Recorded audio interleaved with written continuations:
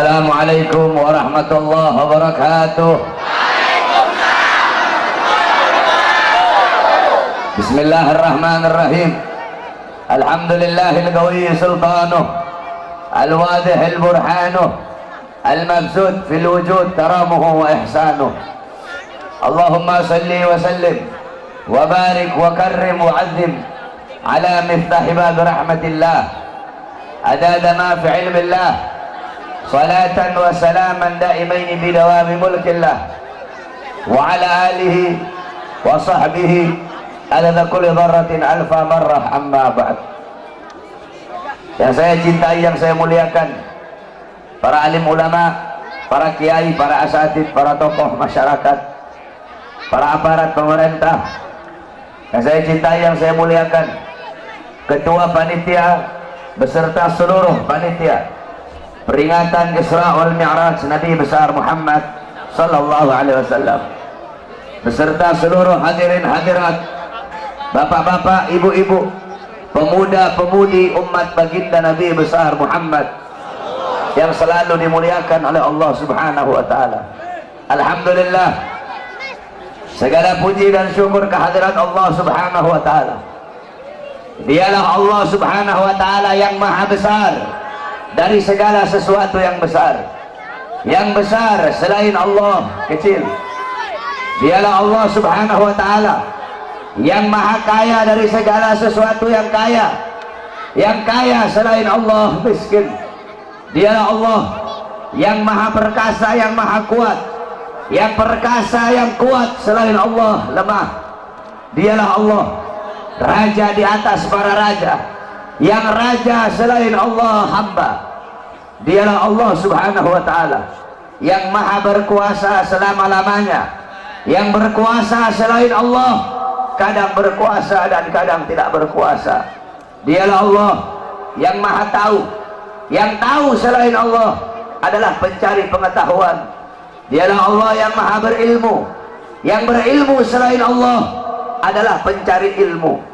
Dialah Allah yang maha hidup, yang hidup selain Allah pasti akan mati. Yang ada selain Allah pasti akan tiada. Yang wujud selain Allah pasti akan binasa. Sedangkan hidupnya Allah, adanya Allah, wujudnya Allah selama-lamanya kekal abadi, tidak akan pernah musnah dan tidak akan pernah binasa. Dan dialah Allah yang dimana pada malam hari yang mulia ini, di tempat yang penuh dengan barakah ini, Allah Subhanahu wa taala mengumpulkan kita di majelis ilmu, di majelis zikir yang penuh dengan kemuliaan ini. Semoga duduknya kalian di sini Allah ampuni dosa-dosa kalian, dosa-dosa yang telah lalu, dosa-dosa yang akan datang, dosa-dosa yang tampak, dosa-dosa yang tidak tampak, dosa-dosa yang besar, dosa-dosa yang kecil. Sebab duduknya kalian di sini mendapatkan keberkahan, mendapatkan keutamaan daripada baginda Nabi besar Muhammad sallallahu alaihi wasallam. Saudara-saudara, beruntung kalian menjadi umat yang paling baik, menjadi umat yang paling mulia, menjadi umat yang paling agung, menjadi umat yang paling utama, yaitu umat baginda Nabi besar Muhammad sallallahu alaihi wasallam. Umat yang selalu dibanggakan oleh Nabi, umat yang pertama kali dibangkitkan dari dalam kubur, umat yang kelak di akhirat akan menjadi pemimpin dari seluruh umat-umat yang lain. Umat yang dimana Allah, innal jannah muharramatun alal umam qabla an tadkhuluha ummatuh. Sesungguhnya sorga diharamkan oleh Allah untuk dimasuki oleh umat manapun sebelum sorga dimasuki oleh umat Nabi Muhammad. Beruntung kalian menjadi umat Nabi Muhammad SAW. Para nabi-nabi, rasul-rasul terdahulu, beliau-beliau iri kepada kita sebagai umat Nabi Muhammad. Di dalam kitab Nasaihul Ibad, Al-Imam Ibnu Hajar Al-Asqalani dikatakan bahwasanya Nabi Allah Adam alaihissalam, Nabi Adam berkata, sungguh aku iri kepada umat Muhammad karena Allah memberikan kepada mereka 4 macam kemuliaan yang tidak pernah Allah berikan kepada aku, tetapi Allah berikan kepada mereka sebagai umat Muhammad. Yang pertama kata Nabi Allah Adam alaihissalam, ketika aku berbuat salah, Allah lepaskan aku, Allah lepaskan pakaian yang ada di tubuhku. Aku berbuat salah dalam keadaan berpakaian, karena Allah murka, Allah lepaskan pakaianku. Sedangkan umat Muhammad, mereka berbuat dosa, mereka berbuat salah dalam keadaan telanjang, tapi tetap Allah berikan mereka pakaian. Saya berbuat salah dalam keadaan berpakaian, Allah lepaskan pakaian saya. Umat Muhammad kebalik, mereka berbuat dosa dalam keadaan telanjang, tapi tetap Allah berikan mereka pakaian. Ini tidak pernah Allah berikan kepada aku, tapi Allah berikan kepada umat Muhammad.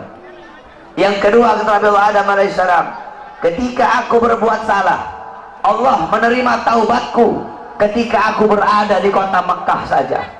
Aku bertobat di tempat-tempat yang lain, Allah tidak terima taubatku. Tapi ketika aku berada di kota Mekah, Allah langsung terima taubatku. Bagi umat Muhammad, mereka bertaubat tidak harus ke Mekah. Dimanapun mereka bertaubat, akan Allah terima taubat mereka. Sedangkan aku, hanya Allah terima taubatku ketika di kota Mekah. Umat Muhammad, dimanapun mereka berada, Allah akan terima taubat mereka. Yang ketiga, kata Nabi Adam alaihissalam, ketika aku berbuat salah, Allah pisahkan aku dengan istriku Hawa selama ratusan tahun. Sedangkan bagi umat Muhammad, pagi, siang, sore, malam mereka berbuat dosa, mereka berbuat salah, tapi tidak Allah pisahkan mereka dengan anak dan istri mereka. Aku hanya satu kesalahan, Allah pisahkan aku dengan istriku selama ratusan tahun. Ini tidak pernah Allah berikan kepadaku, kata Nabi Adam. Yang keempat, kata Nabi Adam, aku berbuat salah di sorga, karena Allah murka, Allah keluarkan aku ke dunia, Allah turunkan aku ke dunia. Umat Muhammad kebalik, mereka berbuat dosa di dunia, berbuat salah di dunia, tetapi kalau mereka meninggal husnul khatimah, Allah angkat, Allah masukkan mereka ke surga. Empat kemuliaan ini tidak pernah Allah berikan kepada aku, tetapi Allah berikan kepada umat Muhammad. Beruntung kita menjadi umat baginda Nabi besar Muhammad, umat yang selalu dirindukan oleh Nabi, umat yang dimana qala Rasul sallallahu alaihi wasallam, Nabi Muhammad sallallahu alaihi wasallam bersabda di dalam hadisnya, idza yushaku ahadukum bisyaukatin fi rijlih la'ajidu ala maha fi qalbi. Apa kata Nabi? Andaikan salah satu dari kalian, wahai umatku, ada yang kakinya tertusuk duri, maka pasti kalian merasakan sakit. Rasa sakit yang kalian rasakan, itu pun aku rasakan, bahkan sampai ke dalam hatiku. Umat yang selalu dicintai oleh Nabi Muhammad, umat yang selalu diperdulikan oleh Nabi Muhammad. Sayyidatuna Aisyah radhiyallahu anha, beliau pernah melakukan suatu pekerjaan yang disenangi oleh Nabi, sehingga Nabi mengangkat tangan dan berdoa, Allahumma ighfir li Aisyah ma qaddamat wa ma akharat, ma abharat wa ma abtanat. Ya Allah, ampuni dosa-dosa Aisyah yang telah lalu, yang telah lalu, yang akan datang, yang tampak, yang tidak tampak. Ampuni dosa Aisyah ya Allah. Siti Aisyah loncat-loncat. Siti Aisyah sangat senang dengan doa Nabi Muhammad. Nabi berkata, wahai Aisyah, apakah kamu senang dengan doa seperti itu? Kata Siti Aisyah, siapa yang tidak senang didoakan manusia mulia sepertimu ya Rasulullah. Kata Nabi, wahai Aisyah, kalau kamu senang dengan doa seperti itu, ketahuilah doa seperti itulah yang setiap setiap saat, setiap pagi, siang, sore, malam, setiap waktu aku mintakan kepada Allah untuk umatku. Nabi Muhammad begitu peduli kepada kita sebagai umat.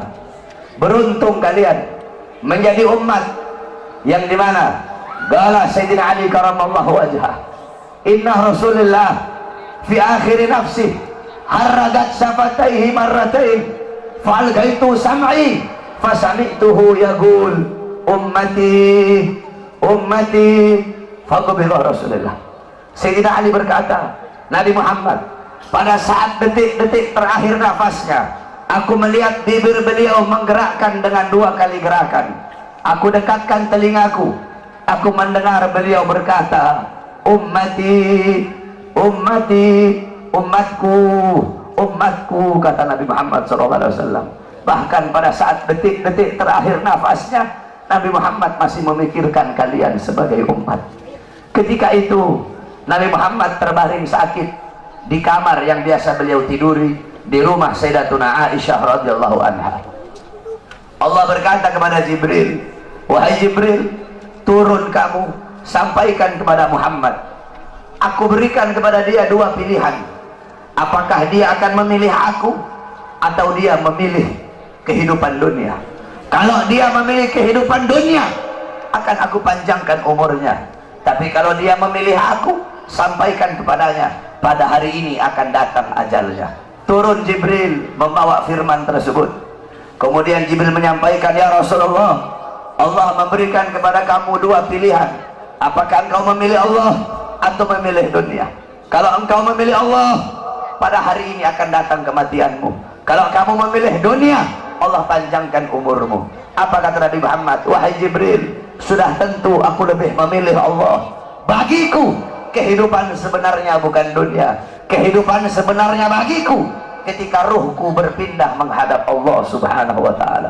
Pergi Jibril membawa kabar tersebut. Kemudian Allah memanggil Israel, wahai Israel, wahai pencabut nyawa, turunlah kamu ke dunia.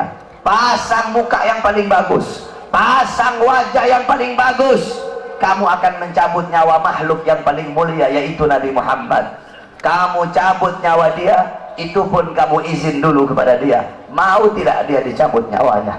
Kalau dia mau kamu cabut, kalau dia tidak mau kamu kembali kepadaku. Turun Israel membawa perintah Allah untuk mencabut nyawa baginda Nabi besar Muhammad. Israel berdiri di depan pintu rumahnya Nabi. Israel tidak berani langsung masuk rumahnya Nabi.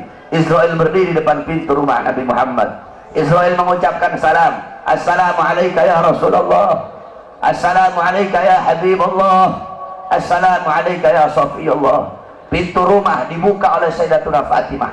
Sayyidatuna Fatimah putrinya Nabi membuka pintu rumah tersebut. Siti Fatimah berkata, siapa engkau? Apakah engkau tidak lihat ayahku sedang terbaring sakit?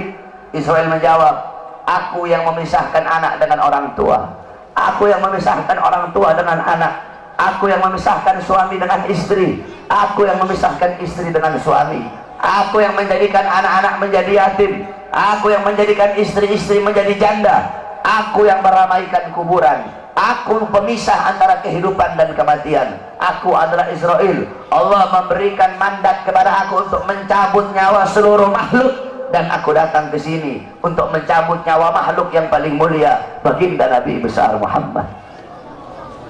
Siti Fatimah lari menangis. Siti Fatimah kembali ke pangkuan ayahnya. Siti Fatimah berkata, wahai ayahku, engkau akan wafat. Wahai ayahku, kau akan meninggal dunia. Israel sudah ada di depan ingin mencabut nyawamu ya Rasulullah. Rasulullah berkata, jangan kau bersedih wahai Fatimah. Wahai Fatimah, ketahuilah, setelah kematianku, engkau adalah manusia yang pertama kali akan menyusulku. Setelah kematianku nanti kelak, engkau adalah manusia yang pertama kali masuk surga setelah aku. Siti Fatimah mengusap air matanya. Datang Israel berdiri di hadapan Nabi Muhammad. Israel berkata, ya Rasulullah, dengan segala kerendahan hatiku, aku datang kemari untuk mencabut nyawamu atas perintah Allah. Aku izin dulu kepadamu, apakah engkau mau dicabut nyawa? Kalau engkau mau, aku cabut. Kalau engkau tidak mau, aku kembali kepada Allah subhanahu wa ta'ala. Nabi Muhammad berkata, ya Jibril, wahai Jibril, aku belum puas meninggalkan umatku kalau belum diberi jaminan oleh Allah subhanahu wa ta'ala. Nabi Muhammad masih memikirkan nasib kita sebagai umat. Nabi Muhammad pergi menghadap apa? Jibril pergi menghadap Allah. Jibril berkata, ya Allah, kekasihmu Rasulullah meminta jaminan untuk umatnya. Apa kata Jibril? Ya Rasulullah, ya Allah, kekasihmu meminta jaminan untuk umatnya.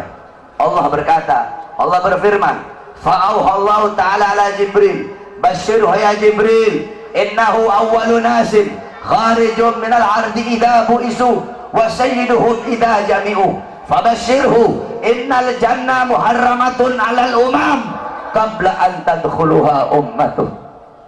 Nabi Allah berkata kepada Jibril, wahai Jibril, sampaikan kepada kekasihku Muhammad, dia adalah manusia yang pertama kali akan aku bangkitkan dari dalam kubur.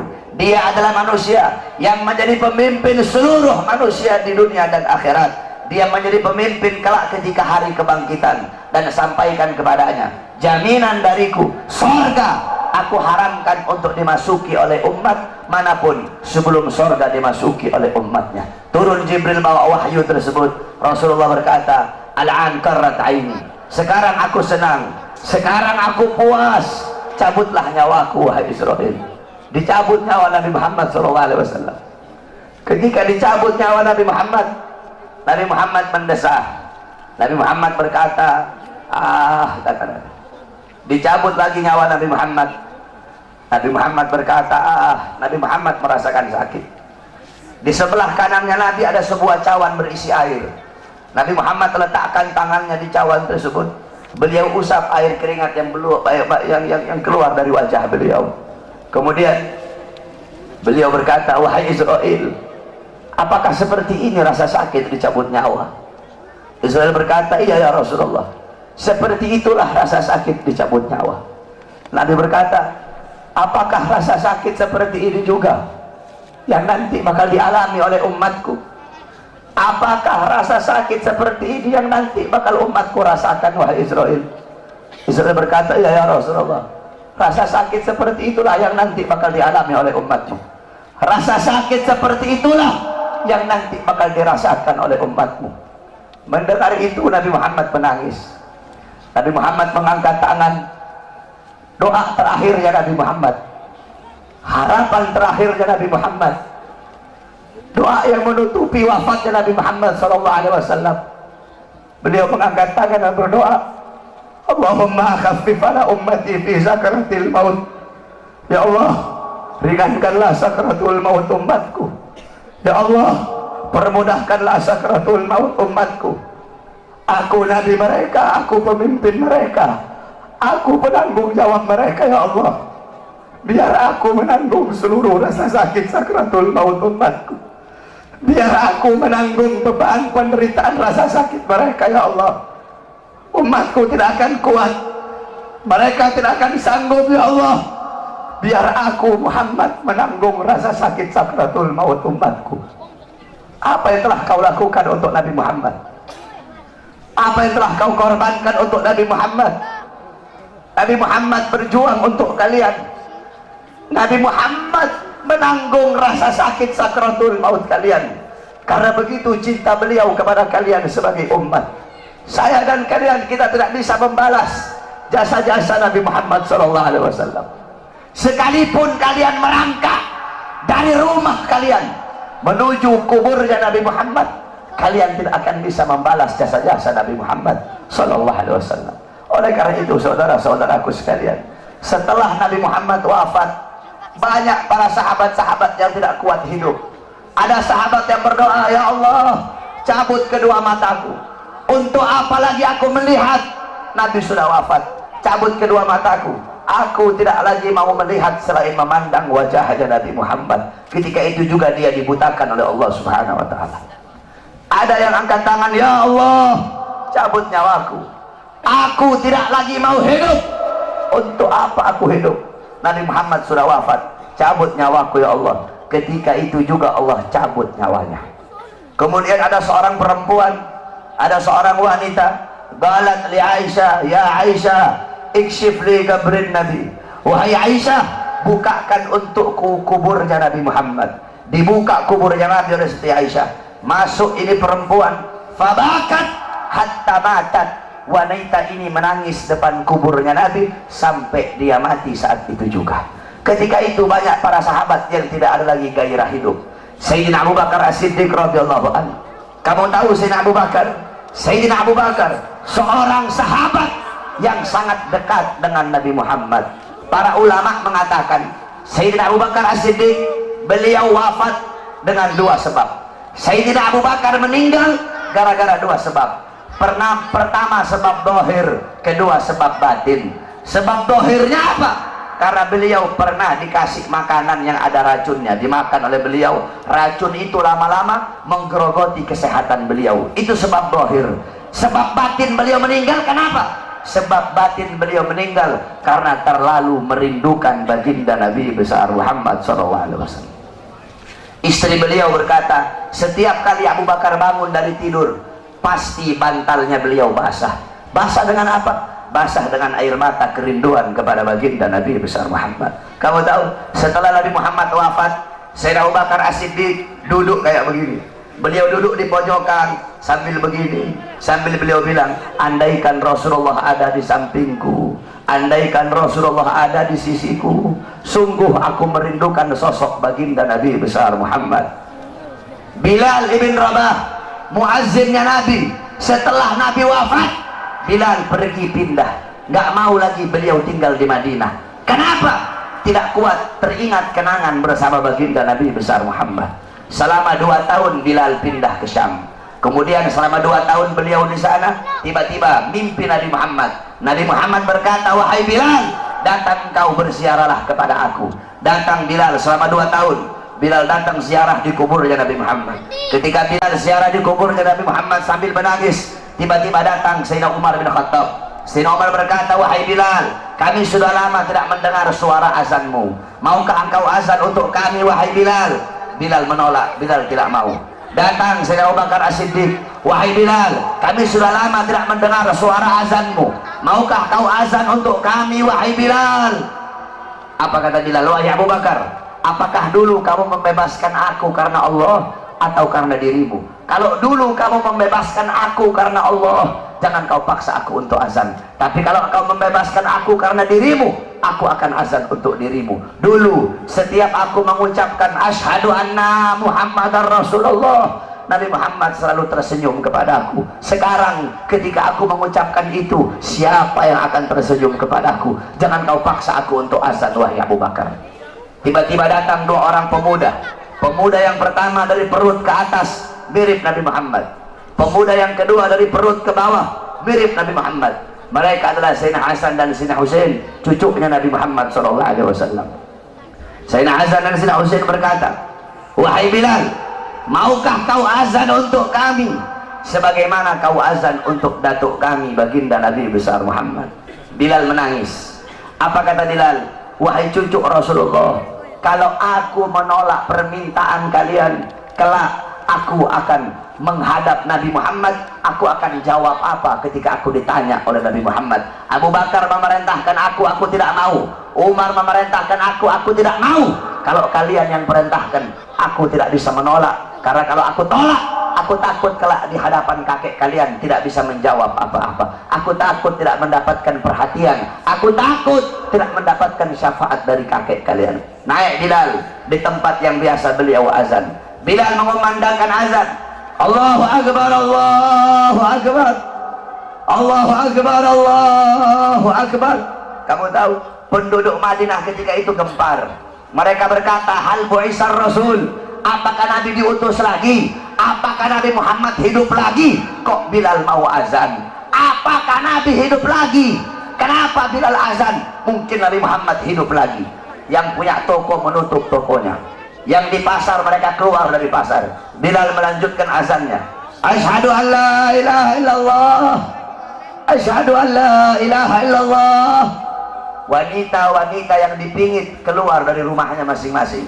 Mereka meneriakkan, hal bu'isar Rasul, apakah Nabi diutus lagi? Apakah Nabi hidup lagi? Sehingga Bilal mau azan. Begitu mereka merindukan sosok Nabi Muhammad. Ketika mereka sampai di tempat Bilal azan, mereka tidak melihat sosoknya Nabi. Ketika itu Madinah tenggelam dalam lautan air mata. Itu kecintaan mereka para sahabat kepada Nabi, kerinduan mereka setelah wafatnya baginda Nabi besar Muhammad SAW. Oleh karena itu, saudara-saudaraku sekalian yang dimuliakan oleh Allah Subhanahu wa taala, cintai oleh kalian Nabi Muhammad, ikuti beliau, jadikan beliau sebagai uswah, sebagai qudwah, sebagai teladan dan pedoman kamu dalam kehidupan sehari-hari.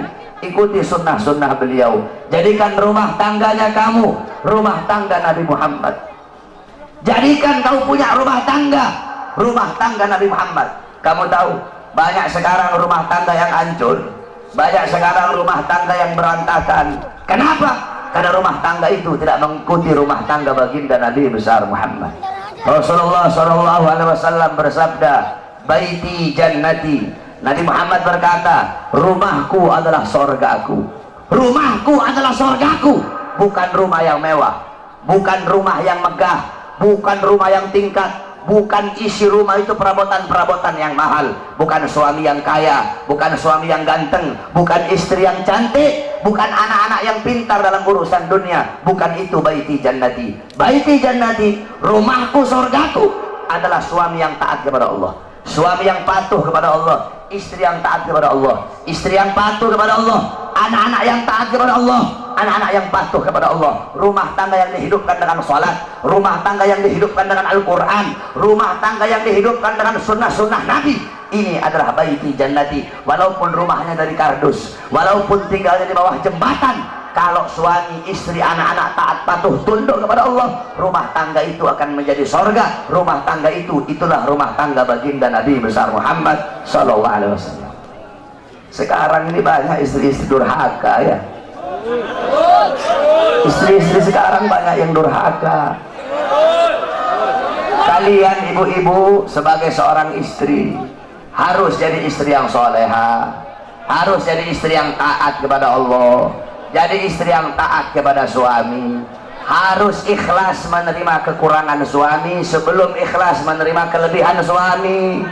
Ini ibu-ibu sekarang ikhlasnya menerima kelebihan doang, kekurangan suaminya nggak mau diterima. Suami datang nggak bawa duit diteriakin sama ibu-ibu.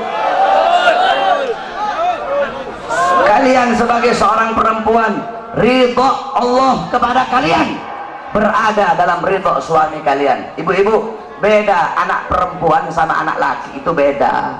Kalau anak laki-laki dia nikah, dia bukan milik istrinya, dia tetap milik bapak dan ibunya. Tapi kalau anak perempuan udah nikah, maka perempuan itu sepenuhnya milik suaminya. Makanya cari ridhonya suami. Ini kadang istri sekarang kurang ajar sama suami, kasar sama suami, caci maki suami. Nggak heran suami-suami jadi pada takut istri semua. Kalian sebagai seorang wanita ikhlas terima kekurangan suami kalian, sabar dalam ngurusi rumah tangga kalian. Soalnya ibu-ibu tahu, zaman sekarang ini kita kalau mau cari perempuan cantik banyak, mau cari perempuan kaya banyak, mau cari perempuan pintar banyak. Saya sehari 10 bisa saya dapat. Kalau cuma mau cari cantik doang, saudara-saudara. Yang susah perempuan yang ikhlas menerima kekurangan suaminya dan sabar di dalam mengurusi urusan rumah tangga. Kalian sebagai seorang istri, tempatkan kedudukan kalian di bawah kaki suami dan taruh suami kalian di atas kepala kalian. Rendahkan suara kalian di hadapan suami. Suara istri itu harus lebih rendah daripada suara suami. Ini ibu-ibu, suaminya A, ibu-ibunya A, jauh kemana-mana sama suara suami. Suaminya datang nggak bawa apa-apa, kasihan, habis jadi gojek jauh-jauh, kehujanan, kepanasan, berantem sama Ahok, pulang ke rumah nggak bawa apa-apa, dilempar panci suaminya. Udah gojek kemana-mana, ada yang jualan rokok, kasihan, di sana cari nafkah untuk ngasih makan anak bini. Datang ke rumah nggak bawa apa-apa, diomelin sama istri. Hargai keringat suami kalian yang jatuh untuk menafkahi kalian sebagai anak istri. Jadilah kalian seorang wanita yang nggak banyak ngeluh sama suami. Ibu-ibu tahu, ibu-ibu kalau banyak ngeluh sama suami, jangan heran kenapa rezekinya suami kamu mampet. Kenapa? Karena banyak istri-istri yang suka ngeluh. Jadi jangan banyak ngeluh, udah ikhlas aja. Suami mau datang bawa uang kayak nggak bawa uang kayak, ikhlas kamu, jangan ngeluh. Justru semakin ngeluh semakin mampet. Kamu doakan kamu punya suami, ya Allah semoga suami saya dikasih rezeki yang banyak, permudah rezeki suami saya. Jangan banyak ngeluh, nuntut ini nuntut itu, beli bedak harga 1 juta. Ibu-ibu tahu wanita-wanita yang ada di Hadramut? Ibu-ibu tahu Hadramut? Hadramut tempatnya Wali Songo. Wali Songo yang bawa Islam, para habaib itu asalnya dari Hadramut. Ibu-ibu mau tahu perempuan di sana kayak gimana? Wanita-wanita yang ada di sana, istri-istri yang ada di sana, Itu kalau beras habis, garam habis, susu habis, bawang habis, itu mereka nggak ngomong sama suaminya. Beras habis, mereka nggak ngomong begitu. Susu habis, nggak kayak ibu-ibu. Ibu-ibu, woi bang, beras habis bang, mana aja bang. Terus perempuan di sana kalau beras habis gimana? Kalau beras habis nih ibu-ibu tiru mereka nih. Kalau beras habis, itu karungnya mereka taruh di tempat yang mencolok. Kalau susu habis, kalengnya mereka taruh di tempat yang mencolok. Jadi nanti dia suaminya tahu sendiri, oh udah habis beras. Kalau ibu-ibu dapat suami yang ngerti, kalau ibu-ibu dapat suami yang nggak ngerti, setahun nggak makan, itu beras udah habis tetap nggak bakal dia beli, walaupun ibu taruh depan pintu dia nggak tahu apa-apa. Jadi kalau dapat suami yang nggak ngerti, beras habis, ambil karungnya taruh di kepalanya, beras habis. Kalau suaminya ngerti, taruh tuh karung beras di depan.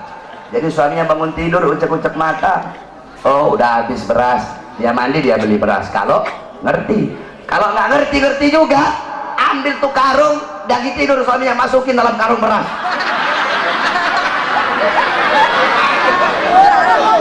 Itu wanita-wanita yang ada di sana. Kenapa? Karena mereka begitu menjaga perasaan suaminya. Ibu-ibu tahu, Rasulullah pernah ngomong sama Siti Fatimah, wahai Fatimah, maukah aku kasih tahu kamu siapa wanita yang nanti memegang tali kendaraanmu? Kata Siti Fatimah, siapa wahai ayahku? Namanya adalah Mutiyah. Coba kamu pergi, rumahnya ada di ujung sana, kamu cari tahu apa amal yang dia lakukan sehingga nanti dia bakal masuk surga pegang tali kendaraan kamu. Amin. Pergi Siti Fatimah, bawa Sayyidina Hasan yang ketika itu masih kecil.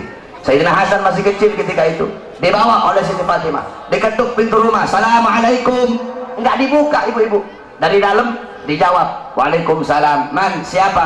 Ana Fatimah binti Rasul, aku adalah Fatimah putrinya Rasulullah. Oh iya wahai Fatimah, kalau engkau sendiri silahkan masuk, tapi kalau engkau bersama laki-laki, jangan masuk wahai Fatimah.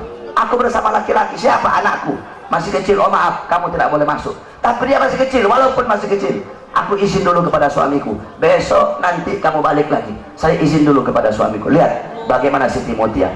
Ibu-ibu sekarang, Pak RT, Pak RW datang ke rumah, Waalaikumsalam, suaminya ada nggak ada? Oh mari masuk Pak RT, mari masuk Pak RW. Mau kopi apa mau teh Pak RW? Gak boleh. Mau yang datang presiden, kalau belum izin kepada suami, nggak boleh, haram. Boleh. Akhirnya apa? Besoknya datang. Ibu-ibu sabar ya, istri dulu nanti baru suami. Sabar dulu. Nanti gantian. Kalau mereka yang saya ini, kamu teriak-teriak kayak mereka nanti ya. Akhirnya apa ibu-ibu? Akhirnya besok datang lagi Siti Fatimah, bawa Sayyidina Husain. Ketika diketuk, assalamualaikum, waalaikumsalam. Man, Fatimah binti Rasul. Oh wahai Fatimah, kamu bersama siapa? Bersama Husain dan Hasan. Oh maaf, kalau Hasan udah dikasih izin, kalau Husain belum dikasih izin. Balik lagi besok, aku izin dulu kepada suamiku. Dia izin kepada suaminya, baru besoknya boleh masuk. Siti Fatimah, Siti Fatimah lihat ini perempuan biasa-biasa aja, ahli ibadah bukan, ahli sholat bukan, ahli Quran bukan. Terus amal apa yang dia lakukan sehingga masuk surga? Nanti megang tali kendaraan Siti Fatimah, padahal ini perempuan biasa-biasa saja. Tiba-tiba Siti Fatimah melihat ada 3 buah benda. Itu 3 buah benda sangat dikeramatkan, jadi sangat diagungkan sama Siti Mutia. 3 benda itu adalah cambuk, lap, sama gunting. Cambuk, lap, sama gunting. Siti Fatimah tanya, wahai Mutia, 3 buah benda ini untuk apa? Kok kayaknya kamu istimewakan ini 3 benda ini? Kata Siti Mutia, oh itu lap, ketika suamiku pulang cari nafkah, aku lapin seluruh keringatnya yang jatuh, aku lap. Karena keringat itulah yang jatuh untuk mencari nafkah, untuk menghidupi aku dan anak-anakku. Kira-kira ada istri di sini begitu? Tidak ada. Awas kamu sampai rumah dihantam sama istri kamu nanti. Ibu-ibu bisa begitu? Bisa nggak? Suaminya pulang habis dari gojek, terus digituin, bisa? Dilapin keringatnya. Tapi jangan pakai lap, pakai keset.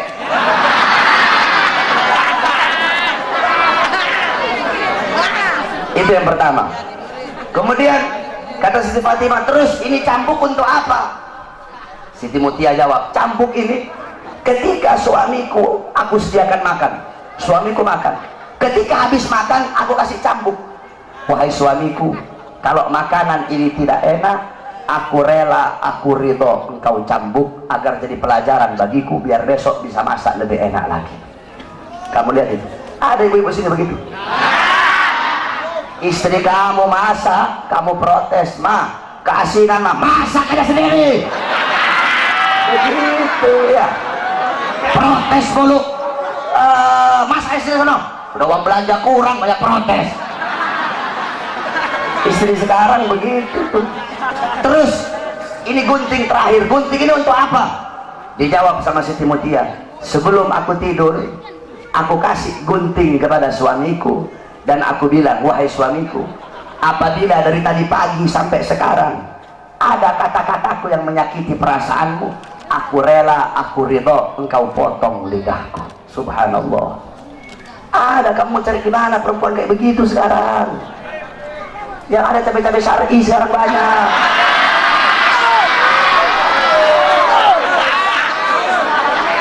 Istri kalian kira-kira kayak gitu nggak? Itu ibu-ibu Siti Mutia. Nah, kalian sebagai seorang wanita, jadikan beliau-beliau sebagai teladan kamu, para wanita sorga. Siti Mutia, Sayyidatuna Fatimah, Sayyidatuna Khadijah, Sayyidatuna Aisyah radhiyallahu anha, Sayyidatuna Khadijah radhiyallahu anha, kemudian Ummu Salamah radhiyallahu anha, Ummu Sulaim radhiyallahu anha, Ummu Aiman radhiyallahu anha, Siti Khansa radhiyallahu anha. Pakai makna wanita-wanita terdahulu, jadikan mereka sebagai teladan kamu dalam urusan rumah tangga. Kalian sebagai seorang perempuan, ini perempuan sekarang saya perhatikan, kalau mau keluar pengajian nih, dandan cantik-cantik ibu-ibu, pakai bedaknya 2 cm segini, yang putih muka doang, lehernya hitam.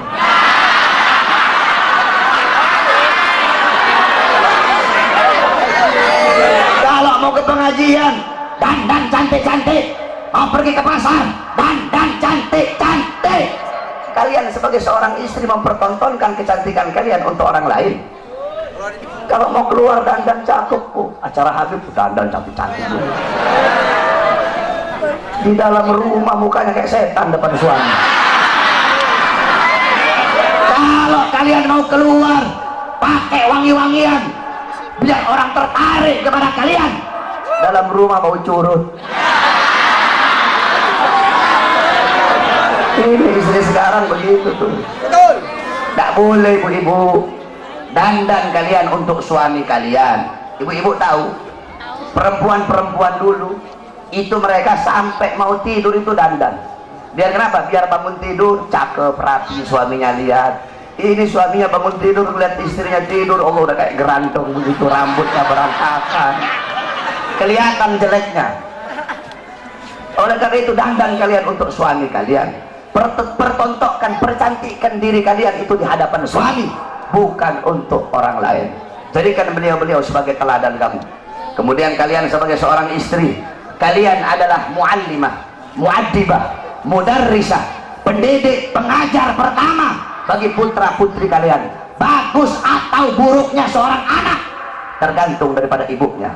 Kenapa? Makanya Allah bilang di Al-Quran, hirsul lakum, perempuan-perempuan kalian adalah ladang bagi kalian. Kalian para laki-laki yang bercocok tanam, istri-istri kalian adalah ladang.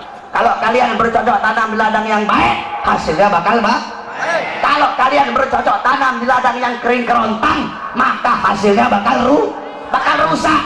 Nah, bejat atau tidaknya anak-anak kalian tergantung daripada istri-istri kalian. Oleh karena itu, seorang ibu, seorang istri harus bisa menjadi ibu yang baik bagi anak-anaknya.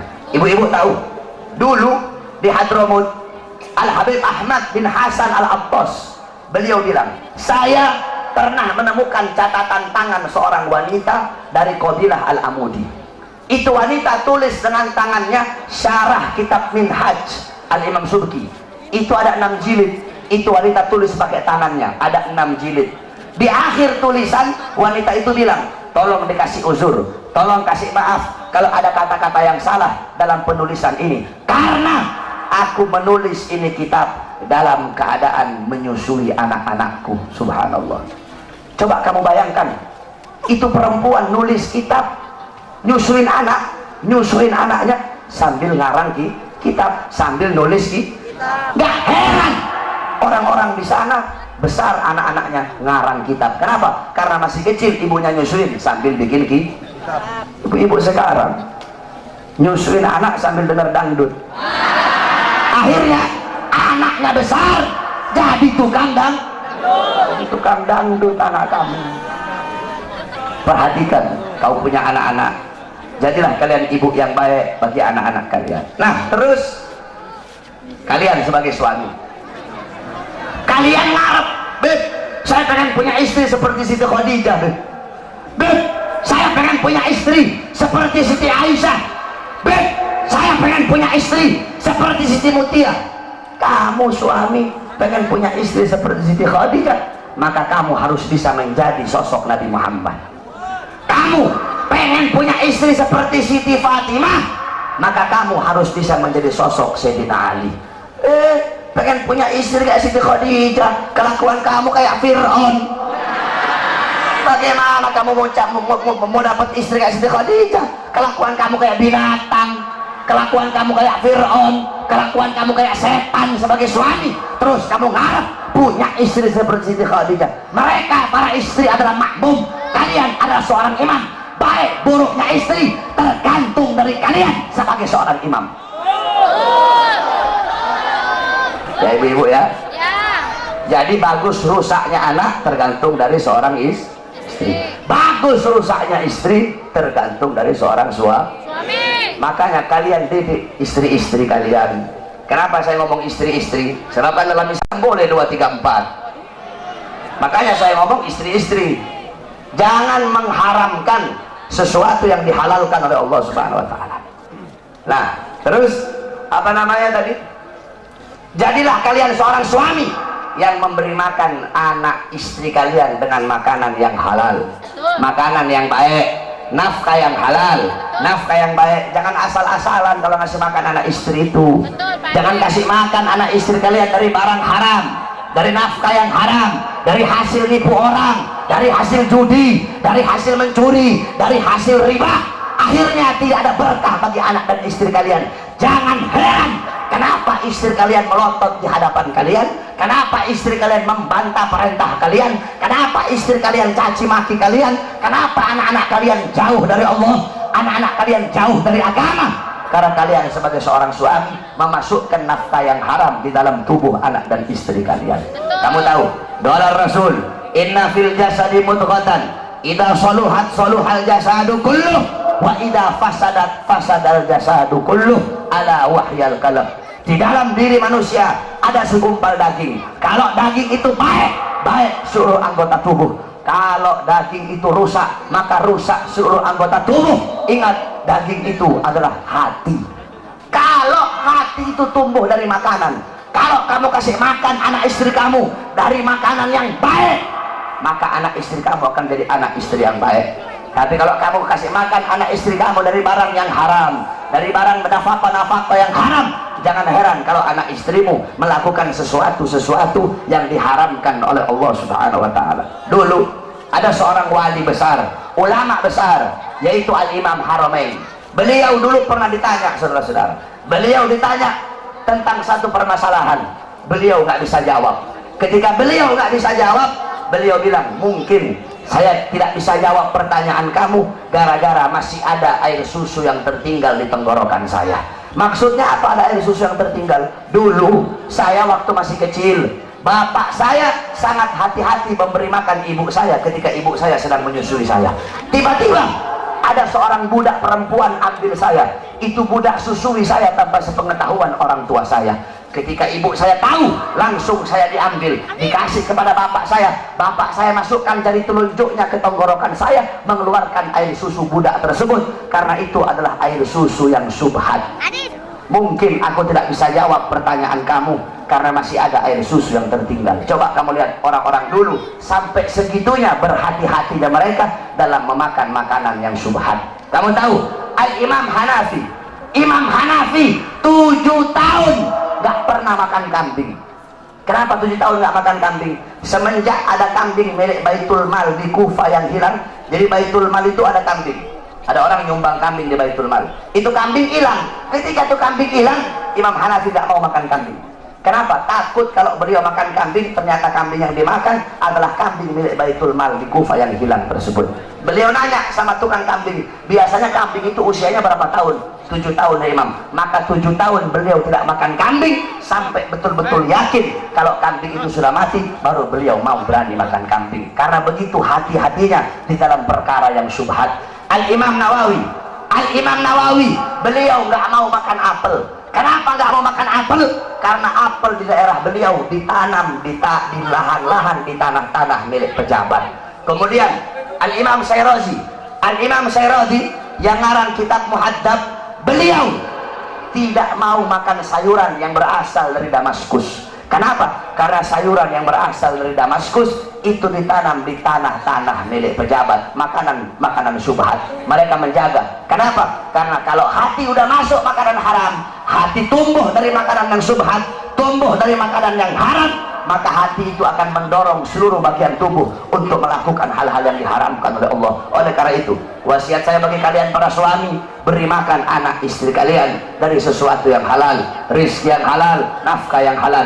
Itulah baiti jannati, itulah rumahku sorgaku. Jadi ingat, rumahku sorgaku bukan rumah yang mewah, bukan rumah yang megah, bukan suami yang cantik, bukan suami yang kaya, bukan istri yang cantik, bukan anak-anak yang pintar dalam urusan dunia. Baiti jannati, rumahku sorgaku, suami yang taat patuh tunduk kepada Allah Subhanahu wa ta'ala. Kan enak kamu kalau dapat istri, istrinya subuh udah bangun duluan, nanti dibangunin, ayo salat bareng, jadi imamnya saya, ya enak, adem. Kamu pulang capek-capek, istri kamu sambut dengan senyuman. Bang Koid, mau kopi atau mau teh Bang Koid? Kan enak. Bang Entis mau kopi atau mau teh Bang Entis? Bang Entis bilang, mau nikah lagi Neng. Itu kopi masih panas dilempar ke mukanya Entis. Entis keok. Takut istri begini mau kawin lagi ya. Mudah-mudahan rumah tangga semua jamaah yang ada di sini jadi rumah tangga sakinah, mawaddah, warahmah. Rumah tangganya Nabi Muhammad SAW, amin. Rumah tangganya jadi rumah tangga Nabi Muhammad. Insya Allah anak-anak kalian jadi anak-anak yang soleh dan soleha, amin ya rabbal alamin. Dan terakhir kepada seluruh hadirin, saya Ramadan saya buka pesantren kilat itu 25 hari. Kalau ada anak-anak mau masuk gratis, nggak bayar, cuma bayar kitab-kitabnya saja. Itu selama 25 hari harus menghatamkan 25 kitab. Jadi ada 25 kitab itu harus dihatamin semua. Fikihnya ada kitab Risalatul Jami'ah, Taqratus Sadida, kemudian hadis, Arba'in Nawawi dan lain-lainnya, kemudian pelajaran sorof, Amsalatul Tasrif, Kailani, kitab-kitabnya, kemudian Nahwu, Jurumiyah, Mabadi, kemudian tajwidnya Hidayatus Sibyan, kemudian Al-Quran, kemudian Muhawarah, kemudian Mu'adzarah dan lain seluruh pelajaran. Itu ada 20 kitab harus dikhatamkan. Jadi kalau ada anak-anak sini yang mau masuk pesantren kilat, betul, selama 25 hari nggak boleh pulang. Jadi ngajinya itu habis tarawih nanti saya ngajar, habis tarawih saya ngajar sampai jam 10. Jam 10 gantian Habib Muhammad ngajar sampai jam 12. Jam 12 saya ngajar sampai pagi. Sampai pagi tuh. Nah, nanti habis sholat subuh Habib ada habaib lagi yang ngajar sampai jam 9. Nah, jam 9 istirahat. Bangun duhur. Habis sholat duhur saya ngajar sampai asar. Habis asar saya ngajar lagi sampai tarawih. Begitu terus setiap hari biar hatam 20 kitab itu. Jadi kalau ada yang masuk silahkan, gratis, nggak bayar, saya tanggung semua makannya yang ada di sana. Insya Allah saudara-saudara semuanya yang hadir di sini, Allah Subhanahu Wa Taala jadikan hamba-hamba yang baik, hamba-hamba yang taat, hamba-hamba yang patuh, hamba-hamba yang tunduk kepada Allah Subhanahu Wa Taala. Tadi semuanya yang turun aksi 55, insya Allah Allah jadi saksi atas perjuangan kalian semua. Insya Allah Allah SWT berikan kemenangan kepada kita umat Islam. Saudara-saudara sekalian, ingat, kemenangan pasti akan menang. Kemenangan, kebenaran pasti akan menang. Kebenaran itu gak akan pernah kalah. Kita memperjuangkan kebenaran, kita pasti menang, saudara-saudara. Kita berdoa semoga Allah berikan kekuatan kepada majelis hakim untuk bisa menvonis Ahok dengan seberat-beratnya. Sehingga apa? Sehingga kalau Ahok nanti nggak ditahan, besok bakal lahir Ahok-Ahok yang lain. Kalau Ahok nggak ditahan, besok bakal lahir penista-penista agama yang lain. Jadi hakim harus tegas. Hakim itu harus bisa kasih keputusan yang adil, keputusan yang bisa memuaskan seluruh masyarakat dan umat Islam yang ada di Indonesia. Saya malas mau bahas Ahok, belum tidur saya dari tadi pagi, nggak mau keras-keras saya. Nanti deh di acara yang satunya deh. Apalagi Ahok udah keok, udah kalah Ahok. Tinggal nunggu masuk bui aja lu Ahok.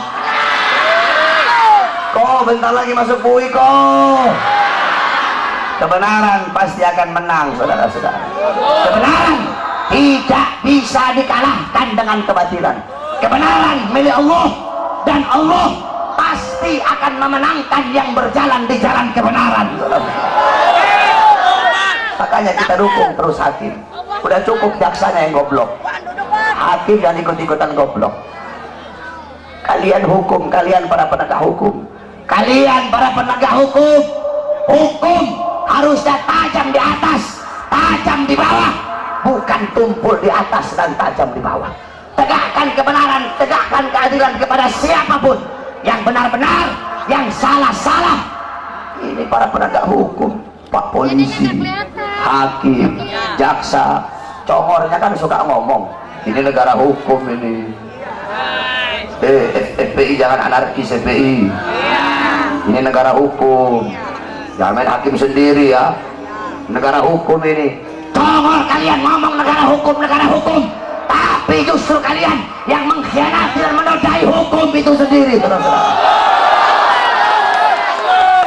Cukup sudah, kami demo berkali-kali. Insya Allah demo tadi kita itu, insya Allah Allah lihat dan Allah berikan kekuatan kepada hati. Kita masih percayakan, tadi demo damai, kita masih percayakan kepada hakim. Untung tadi saya nggak orasi. Kalau saya orasi tadi bahaya kalau saya pegang mic.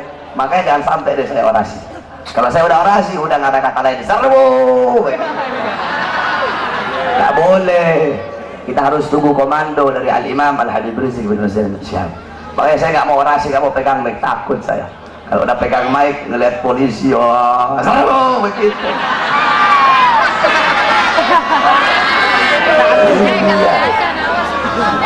Oleh karena itu, kita berikan kepada hakim, kita masih sabar.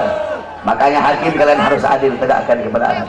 Kalau sampai hilang kepercayaan kami kepada kalian sebagai para penegak hukum, maka jangan salahkan kami kalau kami hukum Ahok dengan cara kami sendiri, saudara. Kami para pemuda-pemudi akan cari Ahok sampai ke lubang sebut, kami bantai dia kalau sampai bebas, saudara. Musuh kita bukan polisi, musuh kita bukan tentara, musuh kita bukan presiden, musuh kita bukan Cina, musuh kita bukan Kristen, musuh kita bukan Buddha, musuh kita bukan Hindu, musuh kita Ahok, penista agama, Ahok, penista Quran, itu musuh kita. Maka siapapun yang melindungi Ahok, siapapun yang membela Ahok, maka dia menjadi musuh kita, saudara. Kalau polisi melindungi Ahok, polisi jadi musuh kita. Kalau tentara melindungi Ahok, tentara jadi musuh kita. Kalau presiden melindungi Ahok, presiden membela Ahok, ya emang sih orang adeknya.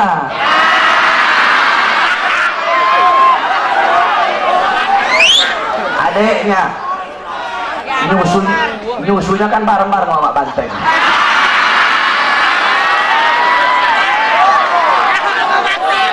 Saudara sesusuan, Dua-duanya muka polos.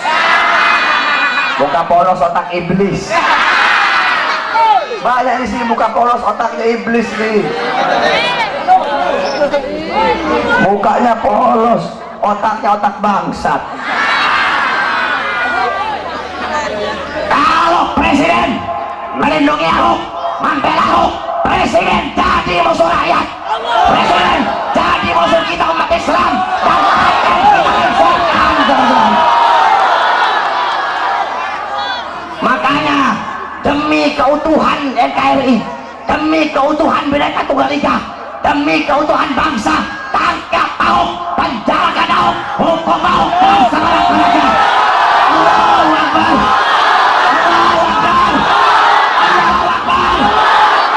Kita umat Islam tidak cari musuh, tapi kalau musuh datang haram bagi kita untuk lari.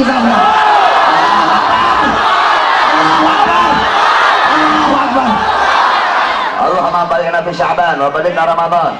Allahumma balighna fi Sya'ban wa balighna Ramadan. Allahumma balighna fi Sya'ban wa balighna Ramadan.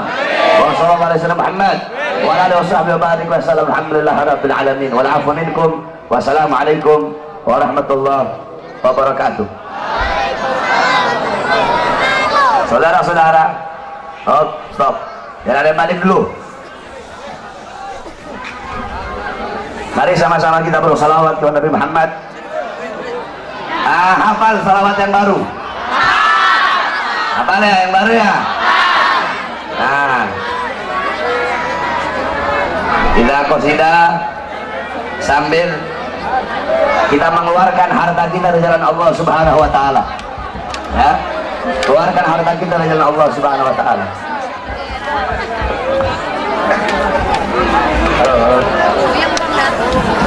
Prajurit pembela Rasulullah, bangkitlah untuk agama, bangkitlah untuk negara, satukan hati, satukan jiwa. Musuh di depan mata, lawan dia sampai berdarah, berdarah untuk agama dan negara. Tercipta kematian murah harganya.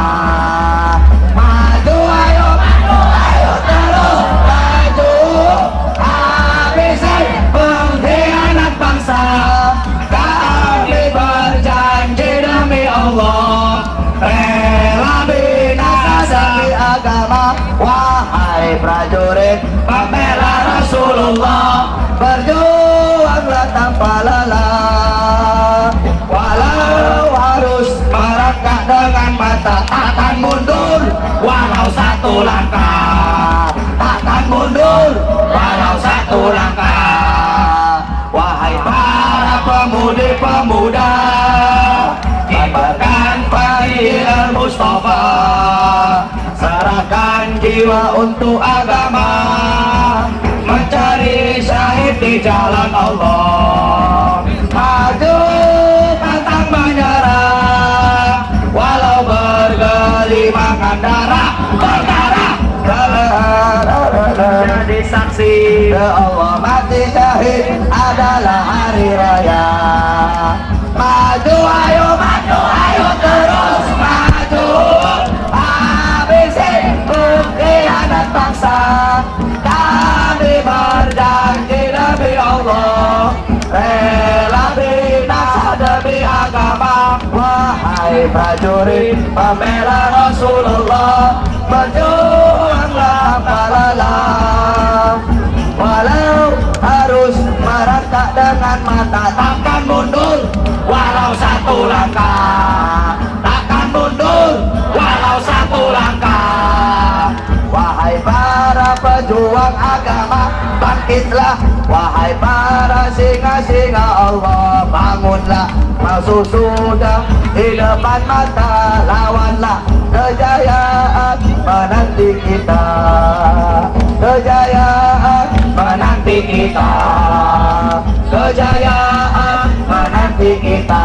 Rebutlah. Maju ayo terus maju, habisi pengkhianat bangsa. Kami berjanji demi Allah,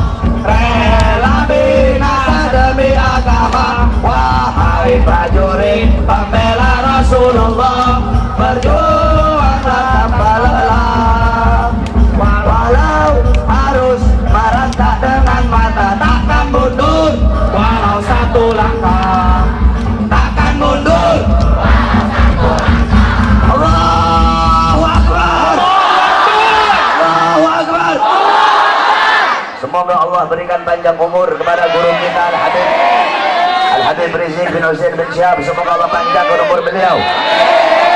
Semoga beliau pulang dari umrah ke Indonesia dalam keadaan selamat. Amin ya rabbal alamin. Allahumma nas'aluka khairal as'alah wa khairan najah wa amal khair mamat wa anta bitawajjil mawadana wa haqiqi mana wa anta maulana fanasuluka bil kafirin wa sallallahu alaihi wasallam Muhammad wa alihi wasahbihi barik wa sallallahu alhamdulillahi rabbil alamin wa salli ala sayyidina Muhammad.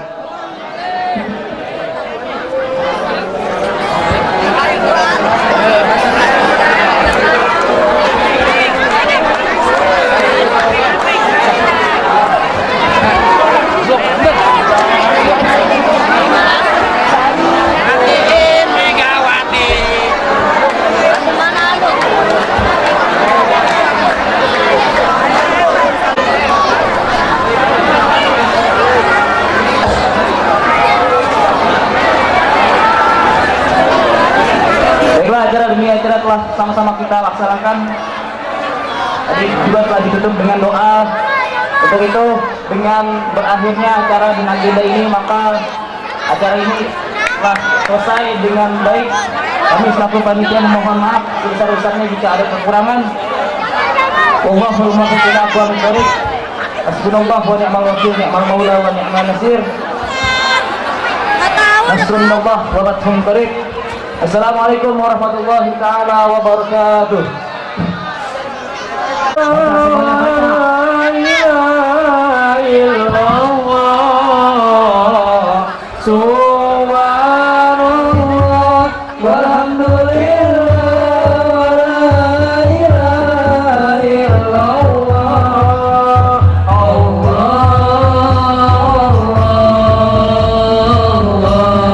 ya